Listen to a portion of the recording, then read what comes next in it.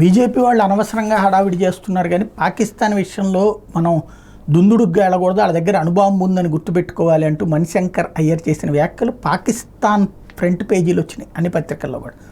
అంటే వాళ్ళు సంబరపడ్డారు, మన వాళ్ళు చిరాకు పడ్డారు. ఇప్పుడు అదే మణిశంకర్ అయ్యర్ గారు కొత్త స్టేట్మెంట్ ఏంటయ్యా అంటే 1962లో చైనా యుద్ధం జరగలేదట, అది ఒక ఆరోపణ మాత్రమేనట.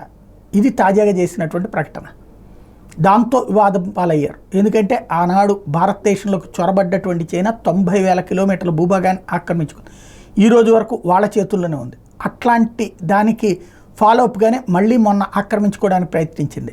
అది ఫస్ట్ నుంచి అనుసరించేటటువంటి వ్యూహమే.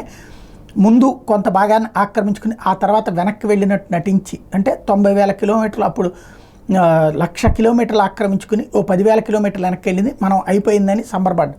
కానీ 90,000 కిలోమీటర్లు వాళ్ళ చేతిలోనే ఉంది. అట్లాగే మొన్న కూడా గాల్వన్ లోయ ఈ ప్రాంతంలో చేద్దాం అనుకుంది, మనం అంగీకరించలేదు. వాస్తవం అది. అయితే ఇక్కడ కవర్ చేసుకోవడానికి మళ్ళీ తర్వాతన మణిశంకర్ అయ్యర్ కబురు చేశారు. అబ్బెబ్బే, నేను అది ఆరోపణ అన్నది పొరపాటే, నేను మాటలో పొరపాటు అయింది తప్పించి చైనా ఆక్రమించుకోలేదని చెప్పలేదు అంటూ కాంగ్రెస్ పార్టీ అధినాయకత్వం తిట్టిందనుకుంటా. ఆ తర్వాత సరి చేసుకున్నారు.